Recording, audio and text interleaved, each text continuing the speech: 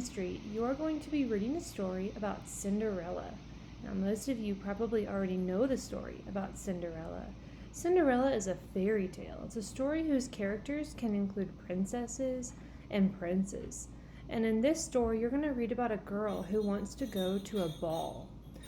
All right, and the big question of this week is, how can a story be a treasure?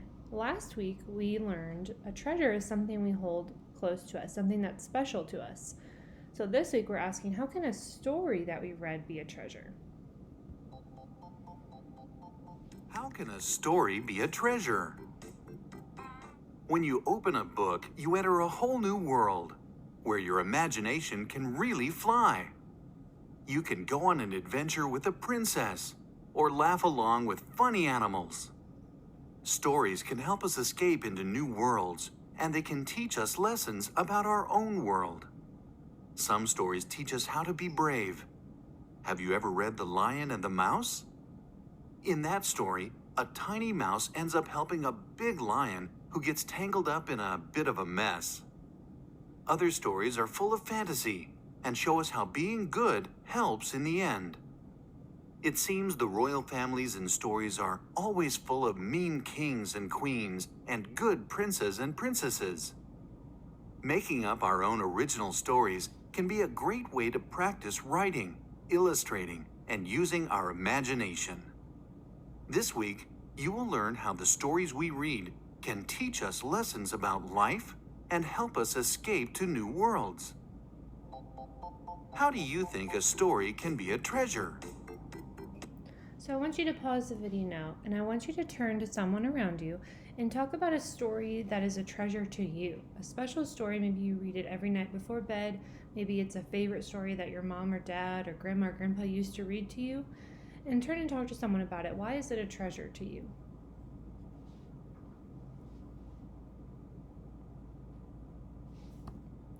Okay, friends, in that video, you heard a lot of new vocabulary words, and those are our amazing words for the week. So let's learn those now.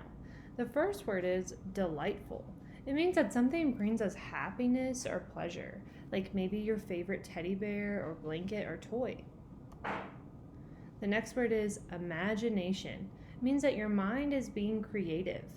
Like when the storyteller comes to read to us and we talk about opening up that screen in our mind and imagining what's happening in the story in our mind. The next word is original. That means it's the first or the earliest of something. Like in writing, you write original pieces. They're the first ones to ever exist. They belong to you. They're your original writing. The next word is carve. It means to cut something with the purpose of making something else. For example, we carve a pumpkin to make a jack-o'-lantern for Halloween. The next word is tangle. That's when something is twisted together in a confused mess. Lots of things might get tangled, like Christmas lights or string or necklaces. The next word is peer. It means to look closely at something.